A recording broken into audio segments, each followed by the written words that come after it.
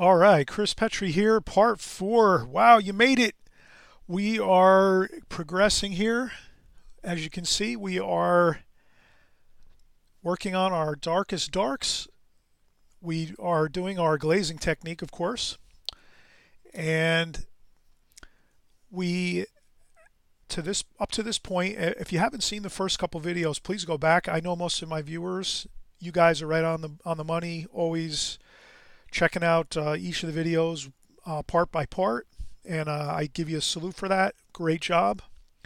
But I know sometimes people, they might just somehow run across a video and they haven't seen the first couple videos, so that's why I always mention to go back, check out part one, part two, part three, and then you finally get to part four, which we're on right now, and then everything will make a lot more sense versus if you just try to watch this part, you probably won't make much sense of it. But if you're following my channel constantly, then you can probably skip to this one and it'll make sense to you because we do the same things over and over here. We're using the glazing technique right now. So on our first glazing on part one was we did our contour drawing, pencil drawing. Part two, we're working from a photograph.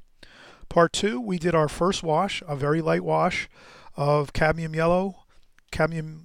lemon yellow across the whole page with a little touch of cerulean blue on the tops and along the snow and the bottom here and there. Part three, which we just completed previously, we started putting in our darker darks, our middle tones, middle values. And now we're going to start going in and doing our darkest darks. So we'll paint in our darkest darks now. And again, to keep this kind of video series a little bit shorter, I could probably make this a 10 video series and keep going, little bit by little bit. But I guess, I'm sure you guys are getting the gist of this. So it's no need to really get, into tremendous detail now. What I'm going to do now is go in and do my darkest darks. And you'll see how the painting will really come together now, and you'll really see the exciting finished look to the painting as we do our darkest darks. So I take my palette as I always do. I have fresh water in my bucket, my water pail.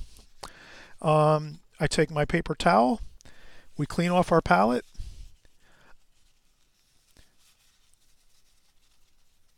Just to start off, so we have a nice clean working area.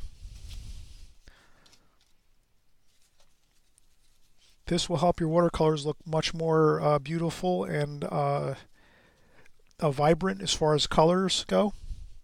If you keep on painting with the same palette and you don't clean off your palette, the colors get all murky and muddy looking and unpleasant looking. Sometimes you can mix different colors together and get an interesting effect with that, which I definitely encourage too. But if you just keep picking up your palette, day after day and week after week, and you don't keep it tidy, you will definitely get some very unpleasant looking colors eventually. So if you keep your palette clean and keep it tidy, you'll never have a problem. You can just paint all the time and you'll always have nice looking colors on your paper and in your paintings. All right, so here we go. We're going to do our darkest darks now. So what I like to do, and you'll notice a lot of times you'll see me, I just like to get the paint out onto the palette. And since we're going with the darkest darks, it's not going to be a lot of water. It's going to be very little water, mostly just paint. A little bit of ultramarine violet, French ultramarine blue, cobalt blue, burnt umber, more French ultramarine blue. So we're getting those darks now. We're going to go with, okay, yeah, that's going to be our colors really. So mostly French ultramarine blue, burnt umber,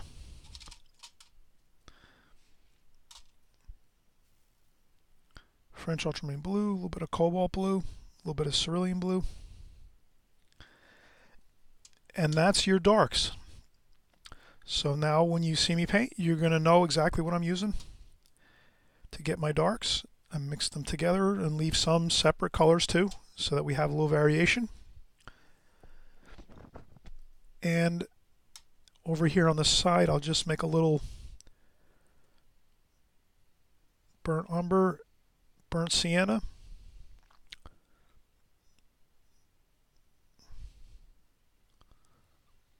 French ultramarine blue, and we'll start off over here.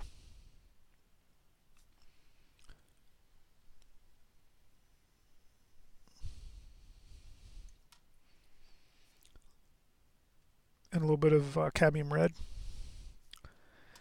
Then we'll take some burnt umber and French ultramarine blue.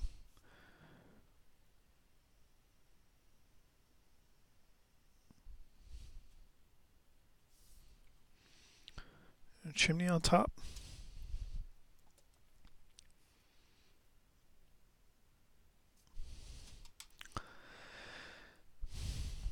Okay.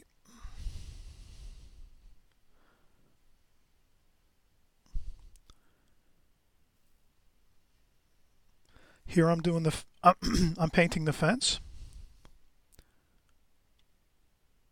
I'm trying to pick up different colors to change it a little bit. Even though this is a small area with small detail, the eye will still pick up small variations in paint color. So it's always good to change those colors around.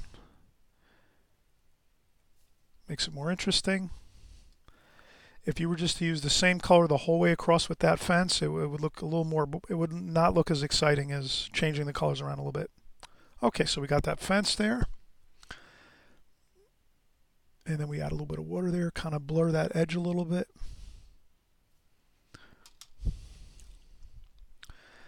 Okay, now we will go into the darker darks.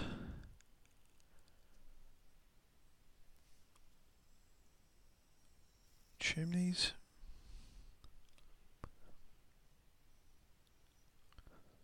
Okay.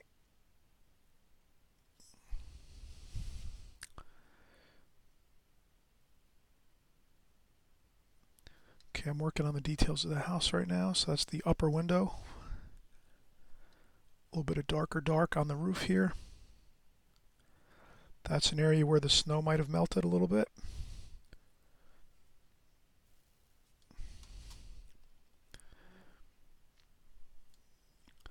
And I take a sponge and I dry off my brush a little bit when I'm working. So I'll clean my brush with the water. I'll go over, clean the brush with the water, and then I'll tap it on a tissue or a sponge to take off the water off the brush so that the brush is drier, and then go into my paint. So if you skip that step of drying off the brush a little bit, you're going to have too much water on the brush, and it'll be a little more of a problem for you when you're going in to do your fine details. So always remember, when you're doing your fine details, you want to have your brush dried off. So if sometimes it helps you hold the palette, or if you have your palette sitting next to you, you put a sponge or a piece of paper towel next to the palette, and then you dry off your brush a little bit. You tap off some of the water, and then you go into the paint. Big helpful hint there. That'll really help to get your fine details. So when we start going in and doing our tree here with the squiggly lines, you got to have a dry brush for that. I'll put some more paint out on the palette here. French ultramarine blue, burnt umber, cobalt blue, plenty of paint. There we go. Just paint, no water in there really.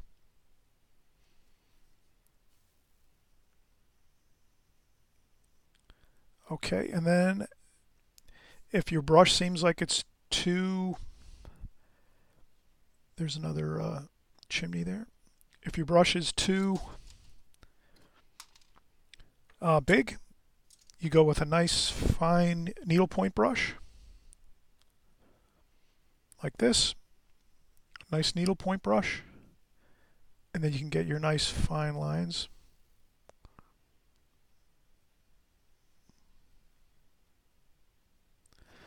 And then here we'll put some down in the water reflections. We were saying before that we're using some extra dynamics and magic in our painting by adding these extra details. And that's the reflection of this tree here.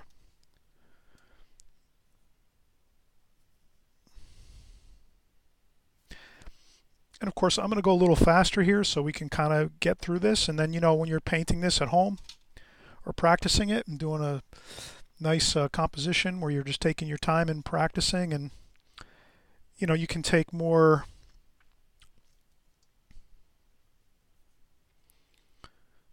time. I'm going to go a little quicker, but I'll tell you, sometimes when you go faster, you get some nice effects. So painting quick, sometimes, depending on what style you like to paint, can really be a help. And I'll do a couple splashes just to have a little fun here. And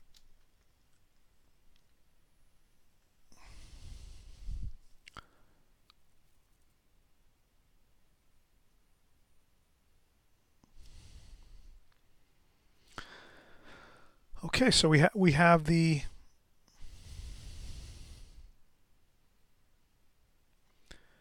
nice feel of the trees without leaves, so it's just the nice sticks. And then here we're going to do a nice, I'm holding the brush at the end of the brush so that we get a nice loose feel here. We don't want to be too tight. We want to be nice and loose and have a fun looking branches, and that's how you do it. You hold the brush at the end, very relaxed, and just kind of squiggle around a little bit, and you have a nice little shrub and branches and twigs and stuff like that. There we go. That helps make the painting a little more dimensional, so you feel like, you know, you're seeing the foreground here, then the middle ground, and then some of the distance with the mountains in the distance here, and some of this over here too as well, the distant fence there with that small shack. Okay, we're winding down. We're going to keep going here just so we get an idea, but I know by now you're already going to be ready to start your own painting and have a fun time, and use my video as like a helpful guide to go back to if you need to. So I'm just doing a couple bushes across the front here. And there's some more bushes in the front area, or some shrubbery and stuff. So here I'll put a little bit of, and again we're doing that feeling of swaying down the lay of the land here. Here we're going to do a little bit of the house in the brook.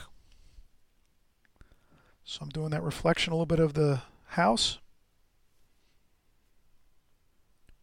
We have the trees in the brook here. Then we go with a little bit of a darker tonal value here along the underside of the, little bit of blue mixed with the burnt umber. And I add a little bit of cerulean blue, more of a blue color.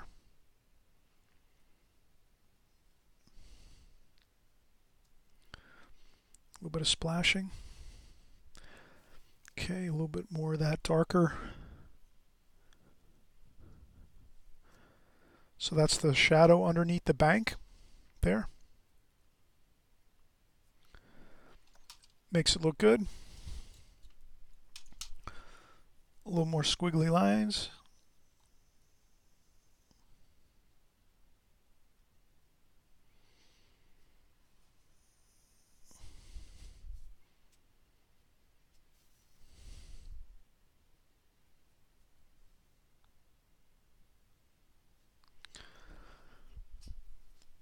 That looks pretty good. And